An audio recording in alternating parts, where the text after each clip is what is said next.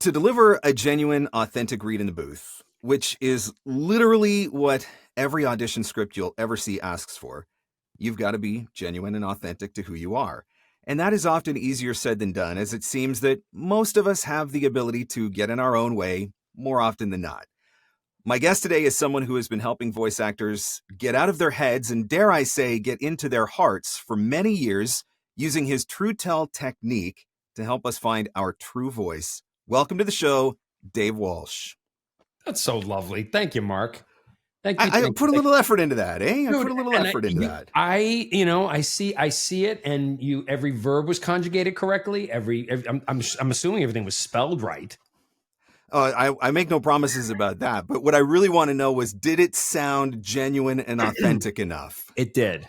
It was very authentic, and you and I go back to the point where it's always like a shorthand when I talk to you, because when we first met, it was, we'll get into that, but let's go there, Dave. Let's go there. Why don't you tell your version of the story of our very first meeting ever? First of all, I'll say you were pissy, but that's okay. That's how I begin the story. So what happened was, I first met Marc and his lovely wife in Dublin, Ireland, for one of J. Michael Collins's retreats, which was in 2019 or 2018. It was 2019. 2019, right before COVID. So I had never met Marc Scott. I knew about Marc Scott. I never knew. Everyone in the world had talked about you, and I was one of the few dweebs that either had not been introduced to you or whatever else. And I'm like, I don't know whether the guy doesn't like me. I have no idea. I don't know. So I never met him before. So it just so happens that Marc and his wife were flying into Dublin, and J. Michael is so gracious when it comes to the way he treats his presenters and his speakers and everything else. And then we have a car service that takes us from the airport. It's pretty fabulous. Yep. What ended up happening was, they got off this flight from Toronto, and they sat, tell me if I'm wrong, they sat in the car at the airport for underground parking. An hour? Oh, it was over an hour. Yeah, we sat in the underground parking. In the underground garage for like over an hour. And they couldn't figure. They were just. I forget what you were waiting for, but it was like forever. we didn't know where the driver went. He went to find somebody else and never came back. That's right. I forgot now. That was totally what it was. So They show up on Sunday afternoon, the day before everybody's supposed to start, and it's raining, and it's of course in Ireland. But he had been sitting, and they had been so tired, he hadn't slept the whole night. He walks in to the lobby of the hotel. Mary Ellen's very gracious. She's like, hello, nice to meet you. He literally looks at me and just goes, hi. J. Michael goes, Marc Scott, Dave Walsh. And I said, Marc, it's so nice to meet you. Hi. It was that loving. It was so and bad. I went, he friggin' hates me. I had no idea why, but I was just like, he hates me. And I have no idea. So that was the very first moment. But what ended up happening over that week was a complete transformation, where he got some sleep and got some food. Yes. And it really turned into an incredibly beautiful week. And I will tell you all that, not because he's in front of me, but it sure as hell helps, that Marc has been one of the biggest cheerleaders for me over the past since we met. And I could not, and I've said this to you before, but I'll say it to your face. I am so grateful for the belief you have in what I do. And I feel the same way about you. And when I send people to you, it's the same thing. We have a very quick shorthand that I trust what he does. He trusts what I do. And I'm really grateful for that, for you being pissy on day one. But anyway, it was like, honestly, the worst possible first introduction in the history. I have nothing else to even remotely compare that to, because of how I remember it vaguely, but I was like, honestly, almost unconscious at that point. I was so tired, and I was definitely a little grumpy, and I mean, I have limited social skills to begin with. So then when you take that coupled with jet lag and everything else, I was like, oh my God. But I did try to make up for it later in the week when I said some nice things about you on the Facebook, and I tried to make up for it because I felt really bad. I was like, oh, see, I think it's funny that you're like, Marc Scott hates me. I'm like, Dave Walsh has no idea who I am, and he's this big shot guy from LA, and now I have just literally made the worst impression in the world, and he's probably never going to talk to me ever again. I'm like, how do I make it up to Dave? And everybody, just one other thing, just really to kind of tie it together. This is how he made up for it, which it was incredible. So I do my workshop. I'm doing a workshop, and Marc says, "Can I sit in?" And I said, "Of course." When you go to these workshops for J. Michael, a little bit of a plug. The great thing about it is that the other coaches want to sit in on your workshops. Like there's not like protective information that we don't want to share with each other. It's really cool because you go and you support each other. And so Marc comes in. Marc not only comes in, but sits right in front. All the other clients, the attendees were kind of around this table, and Marc sits dead center in front of me. So all of a sudden, in the middle of the workshop, I see this. And he's doing this, and he's looking up. And then he gets up and leaves the room. Then he comes back and sits down. And he's literally, this is happening more than he's actually watching me. And I'm going, really? Are you this friggin' bored? I mean, first he ignores me and is pissy. Now he comes into the workshop and there's a total 180 again, where now he's becoming completely disconnected. So when it was over, I'm like, how do I broach the conversation? I'll just do it. Dude, bored? In the workshop? He's like, what? And I said, was it that boring? He goes, no, Dave, I just have been going out. He had been tweeting and Facebooking to his audience, you guys, about how dynamic the workshop was. You need to work with Dave Walsh. And he goes, as a matter of fact, when you go back to your room, you probably have 4 or 5 emails from people. No one before or since has ever done that for me. And again, it's one of those things I love talking about it publicly because I don't really talk about it, but it's the fact that all of you that work with Marc know this about him. Those of you that are spending time listening to us babble, really understand that when he's invested. And I can't, that's something that's really rare, not for Canadians, but for Americans maybe. But that's really, what it is. But I know. It's a cultural thing. Yeah. So when you asked me to be on the program, I was like, absolutely, so anyway, that's how we met that first week. It was memorable. It is a story that we will tell for ages. So look, I want to get into the coaching side of things because what you do is incredible, but I think there are a lot of people that don't know the story of Dave Walsh, the voice actor. So why don't you give us a little bit of that background? Because I think it sets up what ultimately happens with the coaching. Yeah, no, I was so blessed to have an incredibly successful voiceover career. And that came from years of coaching and years of just passion of, I'd always been enamored with the microphone. I wanted to be a radio DJ when I was in high school. And, a lot of us were the geeks where we would create radio shows and, all kinds of things. And I would write my own spots and all that. So I loved it. But I became a voice actor. This is now going on year 33. The first year that I was a voice actor, I met Tom Pinto, the wonderful, legendary Tom Pinto. Love Tom. Oh my God. And so I've told the story a few times that there was a book that an incredible animation actress and coach and director, Susan Blue, wrote with her partner, Molly Ann Mullen. And the name of the book was Word of Mouth: How to Make Money in Professional Voiceover. And on the cover of the book was this really multicolored microphone. And when I saw the book for the first time, it was in a place called the Samuel French Bookstore here in Hollywood. And it drew my attention, and I opened the book, and there's all these pictures of all these actors in different stages of voiceover recording. Mm-hmm. And there were names, and one of the names was Tom Pinto. And so when I went back to my office at the time, I was a publicist at the time, and I'm talking to a friend on the phone, and the woman that worked next to me, her name was Susan Castile. And she walks over and says to me, because I mentioned Tom's name in the conversation, and she said, "Do you just mention Tom Pinto?" And I said, "Yes." She said, "That's my brother." What are the odds? The studio that was in the book was called Voice Tracks West, which still exists, but it was in its old location. Tom was the owner, along with Nick Omana, who a lot of you will know as well. And I met Tom. Susan arranged a meeting, and Tom said, "You're 25. You're not married. You have no ties." He said, "Why don't you dive in?"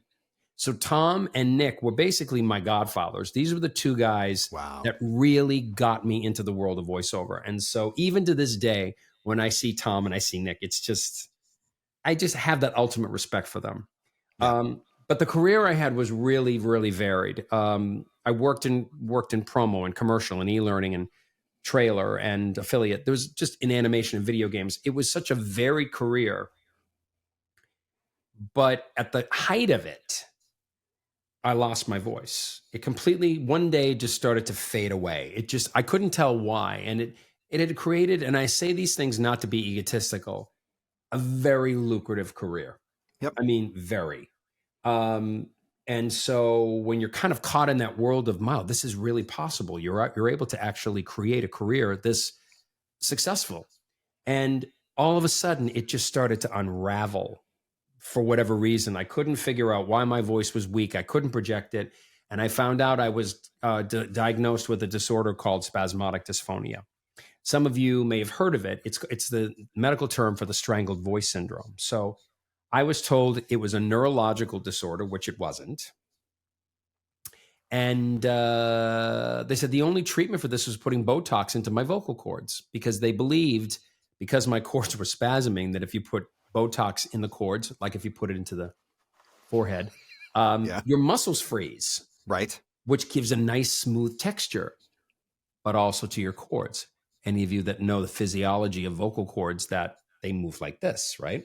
So if you put Botox in them, they stop moving, which means you're mute. You can't speak.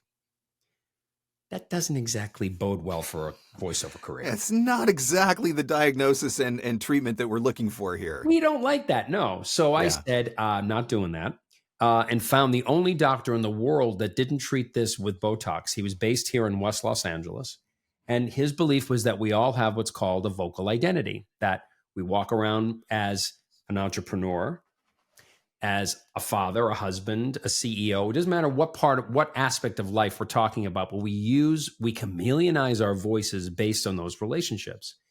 My problem, he said, was that I was classically trained as an actor, but started putting voices or sounds on top of the training to be more competitive, to have more of a rasp in the voice. And it worked, and it made me a lot of money until all of a sudden the cords couldn't sustain that inauthenticity and they strangled. Okay. So it was relearning basically how to speak. I was put into groups with a lot of people that had the same disorder. And I realized that when they spoke, they were speaking from a place, and these people also, by the way, weren't all actors. They were people from every different walk of life. So I realized, wait a minute, when you're speaking authentically, it feels effortless. This whole thing was about learning how to speak from your natural voice. At the same time, really quickly, to make ends meet and to get myself out of this depression, which actually was life-threatening. I mean, it was really bad. I mean, that's your livelihood falling apart, right? That's going to scare the crap out of anyone. Dude, not only that, but it was my identity. I identified my success by my voice. And if I lost my voice, then who the hell am I? Right. You know, I used to walk around with a wipe-off board. I used to go to stores and use the wipe-off board when I was in therapy with the therapist, with the speech pathologist, and that's the way I would communicate. I mean, my career went literally down to it just went down to this, funnel, to this small, and so I started to coach actors to kind of get myself out of the rut. And what I started to do was to teach them how to speak authentically. And when I started doing that, where they weren't using inauthenticity, they started booking more, and they started booking more and more. And people would come back to me and say, this is so effortless. I can't believe I never knew how to do this. Because again, and I've said this countless times, we are in an audio-centric business. And when you're using this as the pulpit of approval, right? Yeah, that's a lot, because you're going to do what you can to jump over hoops, over as much as you can, to prove to someone that you're worthy of a job, you're worthy of telling a story. And that's where you get into trouble. So again, all of this work that I do comes from the core, it comes from the soul. How does it feel to tell a story authentically? It'll sound that way. How does it feel to tell a story inauthentically, which is out of TrueTell? it'll feel that way. Your voice is basically the mirror of your soul. It will tell us everything we need to know. So that's kind of the basis of how this all got started. So we got to go into the TrueTell, and you have to tell the truth here because it is the TrueTell. Why do you make everybody cry, Dave? You had to know this question was coming. It's so funny. Well, I actually went into one of my Facebook groups and I said, I'm going to have Dave Walsh on the show. Anybody have any questions they want to ask him? And everybody was like, why do we always cry? Why do we always cry? One of them said, I went and saw Dave at a JMC Euro retreat, and I actually brought a box of tissues with me to the session because I knew it was like pre-planning for it. So why do we all cry, Dave? Because, wow, I don't think I've ever answered the question like this before. Because when you're tapping into the things that make you think, to feel, to be authentic, they're pretty raw. And when a lot of times when we're behind the microphone, we don't realize that is, again, it's voice acting, it's not voice speaking. So it's getting to those places where from your gut, from your core, you tell stories. When you tell them from those places of pleasure and pain, both, it's overwhelming sometimes. And I think, I became known, I think J. Michael coined it the crying coach. I think that was what, although he actually said to me at VO Atlanta this year, you're like the Mr. Rogers of voiceover. That's not so bad. No, everybody loves Mr. Rogers, right? Dude, trust me. I am very happy to take on that moniker. I really am. Because for me, I don't know how else to be. Yep. I really don't. I don't know how else to come from that place where I'd gone to such a place of pain myself, all kidding aside, that it really was almost life-ending for me. And so what I feel like I do now is to help people find that place of standing in front of the microphone, feeling like it was the time was well spent telling the story, whether it's e-learning or corporate narration or commercial or promo or trailer or whatever it is, that there's an effortless connection, a purpose to behind what you say versus I got a script from my manager, my agent, my pay to play, and I have to book a job. No. Because in real life, you're not just doing that. You're not just having conversations haphazardly. There's always a reason why you're doing it. And I think we're in a business now where speed, let's be honest, speed is a big part of this, especially in the pay to play world. Yep. Right. And even from my agents now, the early bird gets the worm. Like they're PSing their auditions, like the early bird gets the worm. Like so, even they're trying to get us to hurry up now. Yeah, and I will say that about a deadline with agents and managers. Make no mistake, when they tell you the window closes at say 2:00 Eastern, have it in way before that. Do not wait, because what happens a lot of times is agents may not wait for the whole batch to come in. They'll start spoon feeding those auditions. They don't want to wait till the last minute. Yep. So don't be surprised if, that you keep wondering why you're not booking or not getting avails or callbacks. Be at the front of the crowd. But what that doesn't mean is sacrificing story for speed. That's the irony of all of this, right? The agents, on one hand, it's genuine, authentic, conversational. It's all these things. On the other hand, it's hurry up. Yeah. And so when you're trying to hurry up, you're not taking the same amount of time that you should probably be taking to get to genuine and authentic with whatever that particular script or brief may be. Right. And I think what happens is because we're so focused on the clock, on the stopwatch, that we don't take the time to really settle into what is the story about, who am I talking to, why am I telling it, et cetera, et cetera, et cetera. But those things are always happening. Your brain, heart, and soul are the same organs you use to tell stories away from this. So I always say this, is that when you put those organs into, the juxtaposition here is different, where all of a sudden it's a different set of rules.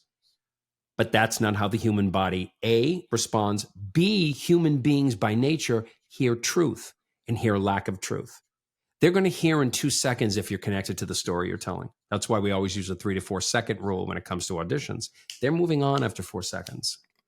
They won't listen. So what I would advise people in the pay to play space is having that semblance of what it is you're talking about. Do not, now, people will disagree with me. Do not rip and read. Yeah. Now, you will eventually book something out of a rip and read format. 1 out of 50, 1 out of 100, 1 out of 200, whatever. Because throw enough spaghetti at the wall and some of it's bound to stick, right? Exactly. Yeah. And it's a numbers game, right? But then there's Yep. always going to be that 1 out of 100, 1 out of 200 script where you can immediately connect to it. The second you read it down, you're like, this is me. Yep. But the other 199 times, you're not. So it's about condensing the efficiency of storytelling, yes, but it's also getting deeper with it and getting to that core. You know, it's the fortunate, unfortunate part of the TrueTell method or my coaching is that you got to slow it down to speed it up. You do need to somewhat slow it down a bit to really understand what it is, and then slowly move the fader up in terms of speed. Yep. You know, so yeah, that's it. And I know it's a double-edged sword. I know it's a real challenge for people in this world of, you know, you got coaches that are telling you, if you're spending more than 5 minutes on your auditions, it's already too late. But then at the same time, you can't get there, right? Like I had Everett Oliver on the show recently, and Everett's like, I could tell right away whether or not you you read the brief or whether or not you were putting any effort in, or did you just grab it and rip it and read it? And and so it does make a difference. You talked about Tom. I've worked with Tom, and what I loved about Tom, I was working with him on TV narration. Yeah. And he was so good at getting me to visualize, right? So when you're sitting there with the script, he's literally painting this picture as he's directing you of what is on the screen and what you are seeing. And as he does that, and he's talking about what kind of music might be playing in the background and all that, and it makes it so easy to find that spot and get into that read. Yep. When I was watching you in Dublin, what really blew me away about you, because I'd never seen anything like it before, it felt like every one of the people that came up to the podium to do an audition was also going through a mini therapy session. Yeah, they were.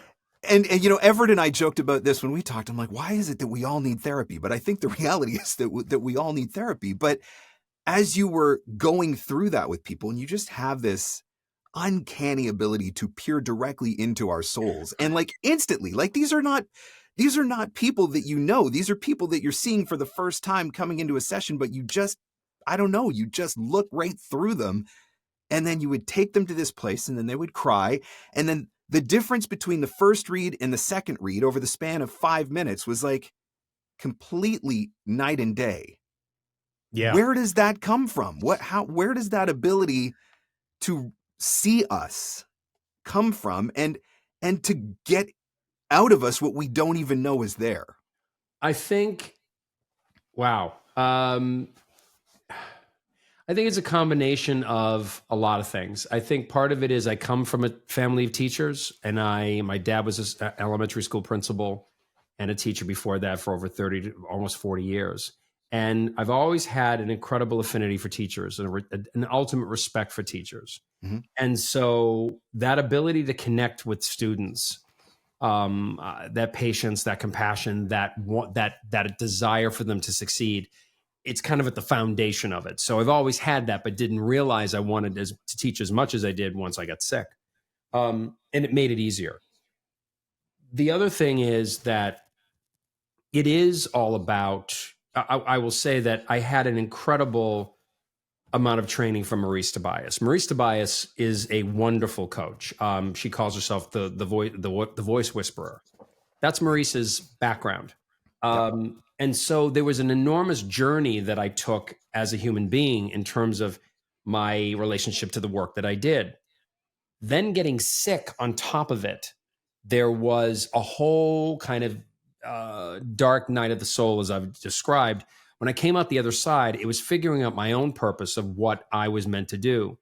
And the doctor I worked with, Mort Cooper, said to me, "You have an ear like I've never experienced before." Because I actually also worked as his apprentice. Once he had worked with me on my own voice, I worked with other people. So I was secretly going back to school and teaching people how to get out of spasmodic dysphonia for 4 years. I went back to school to learn the art of the voice. Okay. And so I used all of the elements of this kind of combined together to really kind of go through the pain of lack of identity because of your voice and watch people's despair. Going through that, it is such a deep, visceral experience of lack of, when you can't communicate, when you identify yourself by certain physical attributes, sounds, money, success, when you go through all of this and lose it and then gain it back, there's a sense of, wow, that soul gets ripped open.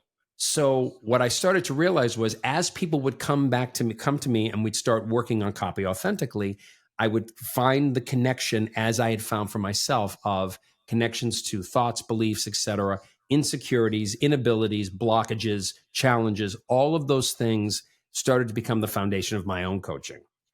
And it just, honestly, Marc, it became kind of natural. It just kind of evolved in a certain way that I found that this was my way versus somebody else's way.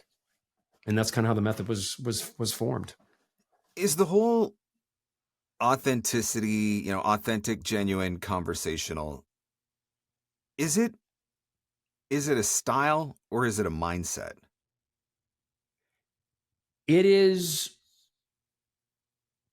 the society, or I mean, even in the business, it has coined conversational as a style or a tone. But if you ask 100 people to define it, you get 100 different definitions. Okay. So first of all, let's use this frame that I'm talking in, okay? And the frame, what's embedded in the frame of this conversation is the technical execution of how it means to be conversational in commercial, e-learning, promo, corporate narration, whatever the genre you're working in, okay? The problem is, what we do when we see on a spec it says conversational, we feel like we have to fit a square peg in a round hole. Like you're trying to fit into the frame of conversational. But what the hell is the frame of conversational? Yes. You achieve conversation through the authenticity of what you say, who you're saying it to, and why. The problem is, we're trying to invert that and say, I need to sound conversational. Sometimes you'll get the direction, and it's well-meaning, from your agent, your manager, or director in a session. Just talk to me. Okay. Can you give me more of a reference? But it's not their responsibility to give you the reference. They just want it to sound conversational. So you're basically kind of looking at this frame, and you're kind of trying to force the frame to show up in a conversation. Whereas if the story you're telling is true, we know from years of experience, from coaching, from life, how a commercial sounds, how a promo sounds, how a piece of e-learning instruction, explainer, corporate narration, broadcast narration, we know how those things sound. You don't need to be taught that, because if the story you're telling is true, it will show up in the frame of corporate, of promo, of commercial. Stop trying to make it sound like you think it's supposed to sound. What will come out of that is a conversational read. Now, conversation itself is not just this conversation the way I'm talking now. This is conversational. That's conversational in one form of commercial. One context, But promo conversational sounds different. E-learning conversational has its own sound. But those come from your general visceral understanding of how that sounds, versus stop trying to become it. I know that might be a little confusing. But well, that's why I try to break this down, because I don't know. It's not a specific sound. That's why I think, like, is it an attitude or a mindset that you bring to it that then makes it conversational? It's like, if I may. Yes. It's effortless in the format. It's an effortless read within the format versus trying to sound e-learning E, promo E, commercial E, whatever. Those things will come naturally. Yeah. I think that's the part that throws people off too. Cause like, I mean, I've been there before where I've seen an authentic conversational direction, right? Which is the most generic, ridiculous direction in the world. But I see the script, I get the script. I'm like, oh yeah, send it in, nailed it. like, this is mine. I'm already thinking about how I'm going to spend the money when the check clears. And then I don't book it. And then I hear what booked it. And I'm like, what the What heck? is that? What is that? That's conversational. That's genuine. That's right. And so that's why I think it's so hard for us, because it's trying to figure, like, you said about a sound, like we're trying to think of a specific sound. And I don't want to say like a certain melody or a tempo or a rhythm of how you read it, as much as it is just maybe the attitude and mindset that you approach it. But that's where telling the genuine story comes from, I guess. It is. But the thing that's twofold is, pardon me, that in the audition, they do want it conversational. They're not kidding. What happens a lot of the times, and those of you that are, in so many sessions, that where you begin is not where you end. Yeah. That once it goes through the filter of the brand managers, it goes through the creative directors, it goes through the powers that be, it goes through the agency, the clients. Once it goes through the ringer, sometimes it comes out as a fraction of what it was, or a difference from where you originally auditioned. That happens in some cases, not all. But that's the thing. People will hear it and say, that's not what they wanted. That's not what they asked for. No, but it's what it became. So don't use the final product as the benchmark. Keep in mind that, yes, listening to final product is a real important part of our research, right? But again, keep in mind that coming to the story effortlessly, connectedly, that's really the big word, is connection, not conversation. Case in point about the word conversational. I did a workshop at ABC a number of years ago, and the great Townsend Coleman, Townie agreed to be my guinea pig, one of the guinea pigs, that we opened this up to the entire ABC on-air department that included room producers, researchers, directors, whatever. And Townsend agreed to be one of the talent that was directed. And someone in the room, you brought up the word conversational and said, I said to Townie, what does the word conversational mean to you? And Townie looked right back at me and said, absolutely nothing. And the room did exactly that. They all went, oh. And I said, because we don't know in what you're referring to as conversational. Yeah. Again, there's promo, conversational, commercial, etc. But when Townsend said that, I went, okay, we're all on the same page. That they think there's one standard definition of conversational, but there isn't. Yeah. And that is, therein lies the challenge. So why do you think that authentic, genuine, right? These words appear in every script. Why is it hammered so much? Is it because we're not delivering it? No, I don't think it's because they're not hearing it. I think it's because it's kind of the state of the culture. I think it's kind of what they want the world to appear to be. They want an appearance of normalcy. They want an appearance of effortless. Of course, it's also in terms of demographics. They want reads to now be a TikTok read. They want things to sound more of a TikTok nature, of a non-binary nature, of a gender fluidity. I mean, there is an expanding of the idea of storytelling in terms of so many different voices, so many different cultures, so many different identities, that telling that inauthentically, this is kind of counterintuitive. It just doesn't work. Right. So the word conversational, yes, it's overused. I would suggest to everybody, expect the word to be a given. That's a given. Yes. Yeah. Even if they say masculine, hypermasculine, ultra feminine, BFF, authoritative, conversational it's embedded in the direction. So Dave Walsh is sitting on our shoulder. We're in the booth. We've got this commercial copy that's asking for the authentic, genuine conversational read. And you're sitting here on our shoulder in the booth. What are a couple of things that you're going to whisper in our ear to try to help us to get there? Stop overthinking. Number one. That is truly an epidemic in this industry. We're so good at it. Totally. It's really, before you even walk in front of the microphone,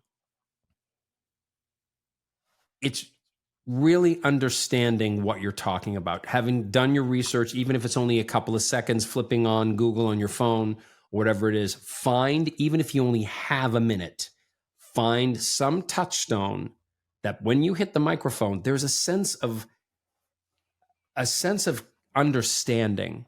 Because I think if you don't do that, that's such a disservice and a disrespect to the client, to the copy, the writer, you. You doing yourself a disservice by not knowing. There is no, and I know we could say this till the cows come home.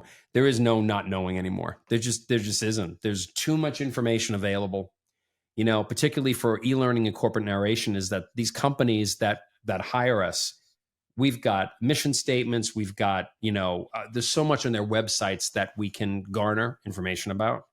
But yeah, it's being prepared and not overthinking. Those are two that I would say are really, those are biggies.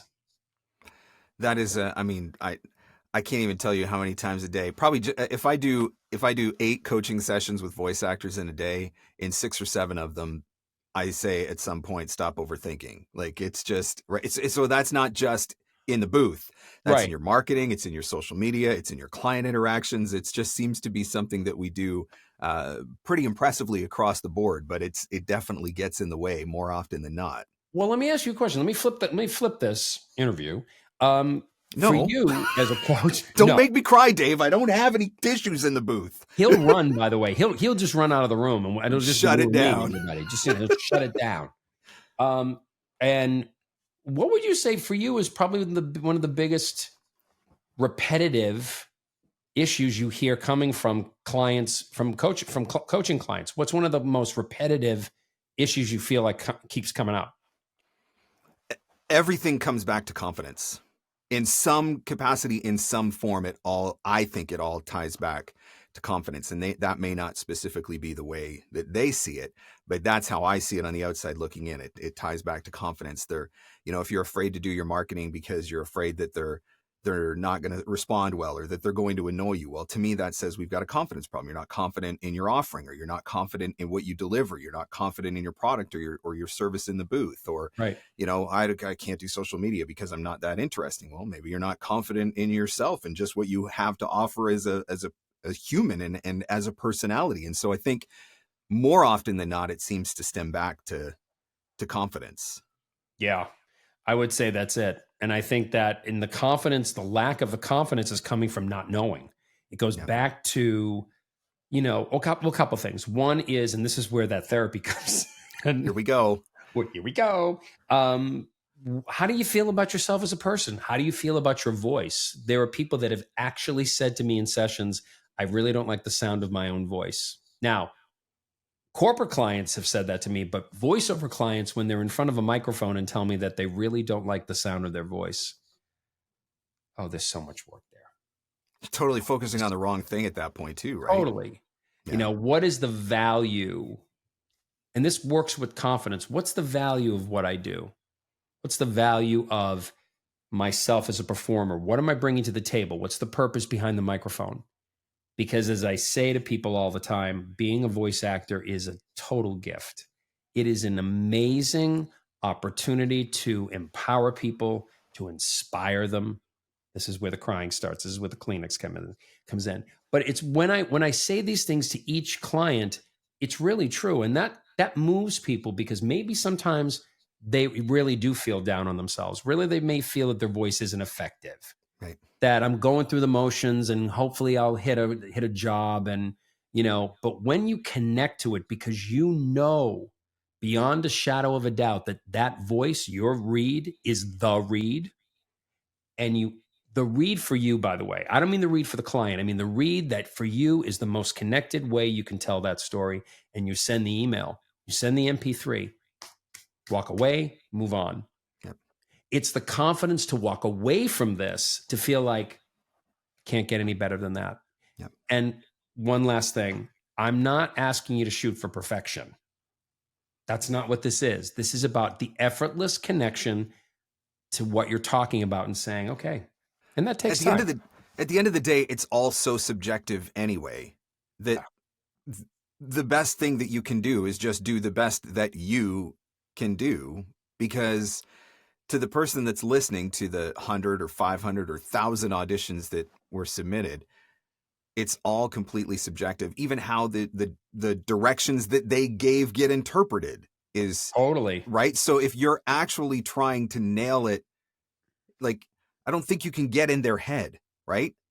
And so that's why I guess you've got to be your authentic self, deliver your authentic read, and maybe it's the one they're looking for, maybe it's not. right. But you also need to, again, this goes back to the research of knowing what the writer's intention for the script is. This is why the rip and read only works for so much. I will say, yes, we can say that the tech paradigm dictates the work. Yeah, it does. But don't make no mistake. The work is the work. The tech can tell us all at once that this is the paradigm, this is this, and this is that, and I get it.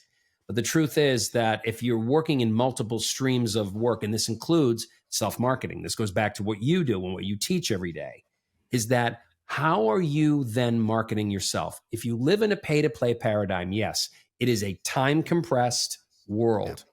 However, and I want to hear your thoughts on this. I am seeing more and more people gravitating towards self-marketing than ever because the world of pay-to-play is saturated. It is frustrating. Frustrating and so top-heavy. That doesn't mean it's not an effective platform. It is. But it's the fact that so many are on the pay-to-play platforms that self-marketing people, and by the way, I direct people to you all the time because I keep saying it is now an entrepreneurial world and an agency represented world. These two worlds have to exist together for success. They just have to. So, I mean, from your perspective, do you see more people coming to you for marketing? Do you feel there's an uptick because of the frustration with pay to play? Oh, 100%. 100%. I mean, but that's why I stopped using pay to plays as many years ago as I did. I mean, I saw that transition happening. I probably haven't had an online casting membership in 6 or 7 years, maybe at this point, because I saw the transition happening then. Yeah. And, I think we went through a massive uptick in 2020 when the whole world was at home and everybody thought they were going to be a voice actor and they all signed up for pay to plays because it was really easy. Yeah. And then, a bunch of them didn't last past the first few months. And things kind of settled down in 21 again a little bit. But now we're getting back there again. And so I definitely think that's a big part of it, is just the frustration and you can find work there. Can you find a sustainable family income there? Not for most. Yeah. And I think that's, again, this goes back to looking at your career. I always say, look at it as an umbrella. I say, look at it as a vista, like looking down over your career and all the elements that are there.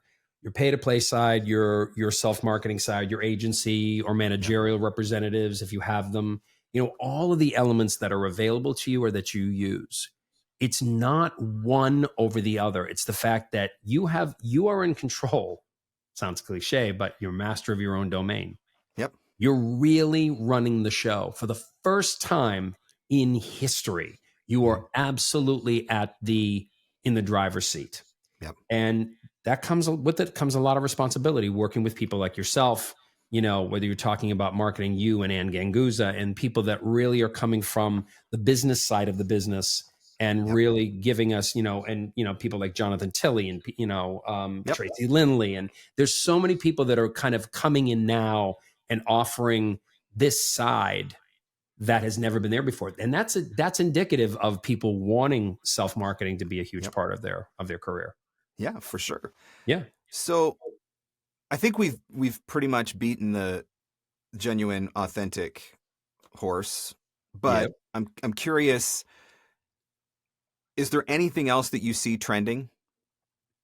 Is there anything that you see trending, whether that's commercial or promo or whatever genre? Is there anything that you see, like, we went through in the pandemic, in the early stages of the pandemic, everything was very warm and caring and soft. And then when we started to come out on the other side of it, things got a little bit more happy and optimistic. And where are we now and where are we going? Are you seeing anything that we should be paying attention to? Well, I think that there's still the, the want for more inclusion. We definitely are seeing the specs for gender neutral, non-binary. We're seeing a lot of that. In fact, there's an actress. There's a show called Sort of, which is on Max. I keep going to say HBO Max. I don't know why they changed the name. It's beyond me.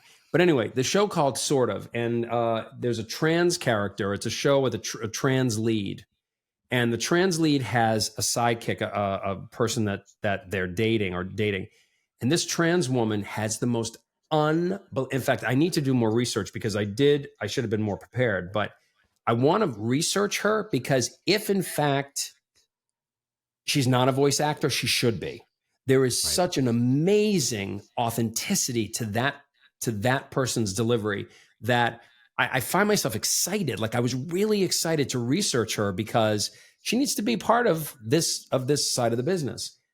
So the inclusive aspect of it is still very big.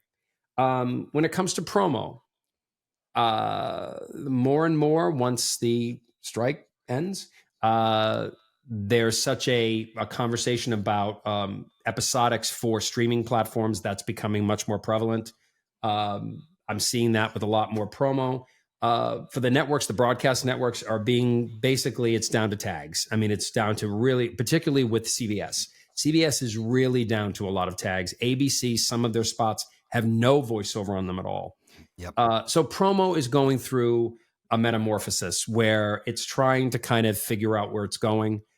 There's been talk of Disney spinning off ABC, believe it or not. Yep, I've heard that. What does that say about even the broadcast network's futures? What the networks are doing now, CBS is doing this right now, where they're taking a lot of their product from Paramount Plus, from Paramount Network, and they're repurposing it on CBS. They took Yellowstone, which started premiering on CBS, and they're repurposing a lot of their products. So that, again, the promo world is kind of in flux. In terms of the reads, I would say there's more international voices than ever. That's a huge change. I'm finding a lot of the middle-aged white guys that found themselves somewhat less employed near the middle of the end of the pandemic working again. That there is, and it's not about it being a white read or white male read. It's about the fact that the industry seems to be balancing itself out somewhat now. That it's not so top heavy. It's not so ethnic. Yep. It's finding its way to find some kind of an equilibrium. So I think there's more opportunity for people that have kind of held a lot of those traditional positions. But I think, again, I even say to those clients, come from a place of authenticity. Stop trying to make it what you think they want, because you have a basso profundo voice, a lower baritone voice, or even for the women, the sense of self, that kind of real authentic confidence, that's going to cut through. Yep. Yeah. I just before this interview, I was reading over specs from a client for a job, and they said we want it to sound very, I think they used the word cinematic and kind of trailerish. And they said, like a superhero trailer. So I'm like, okay. So I go onto YouTube and I do a search for Marvel trailers, and I watched like 15 Marvel trailers, and not a single one of them had a narration in it. I was like, well, how the heck? What does a superhero trailer sound like? It sounds like it doesn't have a voiceover. That's what it sounds like. Right. But so, yeah, you're right. There's definitely some shifts that are taking place in some of those genres. But I got to ask the question, because I've been asking everybody the question to get their take. Yeah. Synthetic voices. Are you worried? Do you think it's going to be a factor? Not in the genres that you are involved in? What are your thoughts? Well, I already have a client who was advised, pardon me, that her voice was being replaced by what they called experts. I don't know what that means, but that the client is also considering replacing the voice completely with AI. This is the first time I've actually heard a client had the letters AI in the conversation, saying you're being replaced by potentially by AI. I say this to everyone. beat AI at its own game. Mm-hmm. Now, the thing about AI, as some of you may know, because of reports you've watched, there was a story on 60 Minutes that was terrifying a couple of weeks ago about AI, and a recent episode of Bill Maher where they were talking about it as well. AI doesn't know the context in which nouns and verbs are used. So there's a lilt in the read. It doesn't make sense. You can tell an AI voice so many times, but it is getting better. The most important thing that we all can do, two things. One is being vocal. Contact Tim Friedlander, Karen Gilfrey, the gang at Nava are doing amazing things. Zeke Alton and Sissy Jones and Lindsay Rousseau, those guys they're breaking their asses for us. And we need to really support them. SAG-AFTRA is doing it as well, but SAG-AFTRA is really taking its direction from Nava. I mean, it's pretty incredible what Tim and the crew have done. Yep. The second thing, more importantly, directly, is double down on story. Let's go back to compressing your reads. In the end, what's going to happen is the people with the weakest storytelling are going to be the ones that literally get thrown off the ship first. Yep. We've already seen the attack at the IVR level. It's getting attacked at the explainer level. I mean, it's finding its way. I think, yes, is it going to change the world? Absolutely. There are parts of this that are terrifying. However, we have an opportunity to be that much better at what we do, because in the end, I say to people, be the cockroach of voiceover. There's going to be a nuclear holocaust. What an interesting way to put it, but I totally get the point, right? Yes.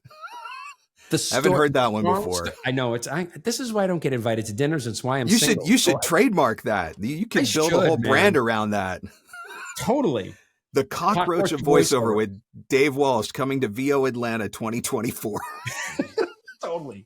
And it's you got me thinking, actually, man. I already have my things in place, but yeah, man, it is being the best storyteller you possibly can be in whatever format we're talking about. I'm talking about across the board. That is what's the most important thing, I think. The irony is not lost on me that every single direction, every single spec of every single voiceover calls for genuine and authentic. And some of these companies are simultaneously thinking about synthetic voices. And one of these things is not like the other. Something doesn't fit there. But no, it doesn't. And I think what's also true is that I'm finding from the research I'm doing, because I can't possibly, to get in the brain of Tim Friedlander, I don't know how he does what he does, because he knows so much about this that he spouts off that my head's going to explode. There's that much. But the thing that I do understand from what the research that this gang is doing is that the tech industry itself is taking direction from us.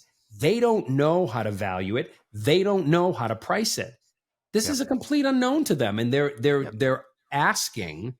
I don't say they're asking, but if we're offering, they're listening.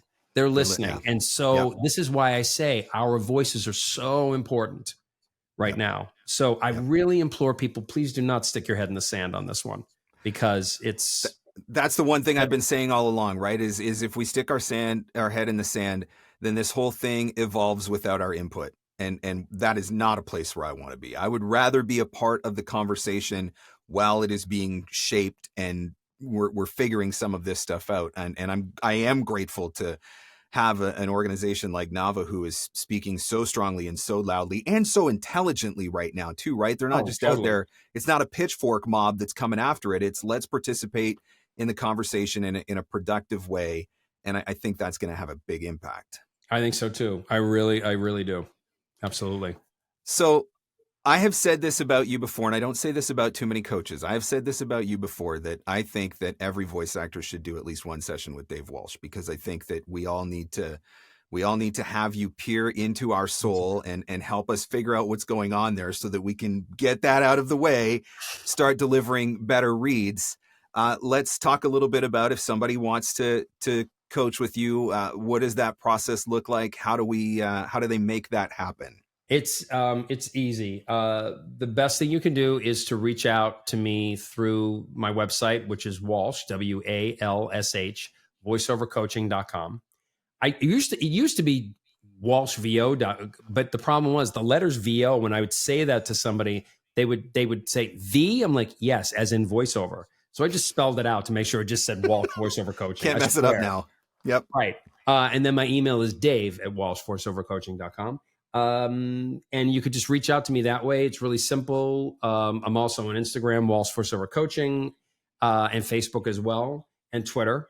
And so they're all at walshvocoaching.com on Twitter, actually. But yeah, and please, and LinkedIn, of course. But yeah, please, I'm always available. I would love to have conversations with people that are looking to make that change and make that difference. Yeah. And first of all, again, thank you for dude, I please, I have to come and, we'll see if we can get you a couple more signups, Dave. I'm still trying to make amends for Ireland. Just bring it me was up so bad. Just hello. What an ass. Oh man. Hello. Yeah. Yep. He's not lying, folks. No, it was that bad. It was so cool though, man. It was great experience, and it's now been 4 years, and it's awesome. So again, dude, thank you so much for letting me be a part of this today. So one more question. Yeah. Rick D's in the weekly top 40, Casey's top 40. Which one? Ooh. I figured I knew the answer because I know what your social media content is, but the social media content. So it's Casey's. So it's American top 40. Yep. Rick D's top 40. That goes back. That was a long time. Yeah. No. American top 40 it's the tried and true. It is the thing that I have no life. That when I don't coach, I'm creating these questions for classic American top 40. Because I don't know if you know this, is that so iHeartRadio has an American Top 40 channel. Wow. And they play all of the shows with no commercials, but they play the entire show. I did not know this. And they do one show in the 70s, one show from the 80s, one show from the 70s, one show, they go back and forth. Wow. And so what I did was I would be playing it in the gym in the morning and I'd say, ooh, that makes a great question. I'd write it down. And then I'd do the video for it.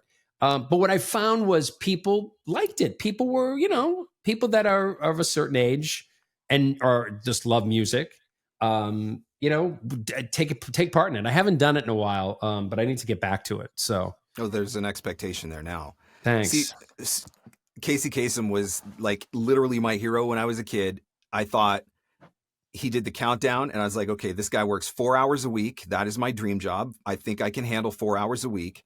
But then he was also so many of the voices on Scooby-Doo, which was my favorite cartoon when I was a kid. So like that, Casey Kasem is the reason I went into radio. And then my first trip to LA, which was in 2016, the only thing that I had to do when I was in LA was go to his star on the Walk of Fame. Like if I didn't get to do anything else, if nothing else happened the whole entire time, I didn't care. I just needed to go and see his star and get my picture taken there because he really like that. He was the guy for me. Like that was the reason that I ended up in radio and which is where it all started from. So that's amazing. I don't know if a lot of you know this, Mark. I don't know if you know this too, is that Casey became the voice of NBC for probably 2 years, maybe 3. Around 1980, 81, 82, he was the voice of a lot of, if not most of their primetime shows. So he was also in promo on television too. So yeah, he was the that's man. So cool, man. I that you went to see his star. That's really cool. Yep. He was the man. Yeah. And now You're the man, Dave. Thank you for coming on the show. Thank you for sharing.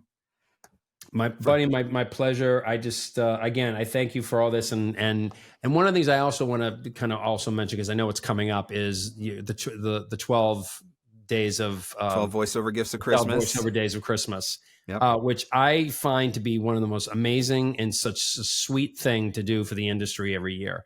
I think it's just a great way to kind of give back and for people to be involved in something, and I think it really again just other than the fact that you're pissy. Really kind of shows. It shows just totally doesn't jive with the what you experienced, and then the 12 voiceover gifts of Christmas. You're like, how does that guy do that thing? I'm like, I thought he was really sweet. I guess not. But I've never said this publicly like this live, and I know it's coming up, but I wanted to thank you, prematurely for it, because I think every year, this becomes a really fun thing for all of us to be a part of. So that means you're in? I knew what's going to happen if I said that. Yes, of course I'm in. Absolutely. All right. There you go. Yes. Dave Walsh, first confirmed for the 12 voiceover gifts of Christmas 2023 edition. Dave, thank you so much for your time, for your wisdom, for sharing with us, and for the heart that you have for the voice actor, and really truly helping us to find our TrueTell, even if you do make everybody cry. We still love you and appreciate you. Thank you. And so does my Kleenex investment. Thank you. Thank you so much for that. Thanks, everybody. Thanks, Marc.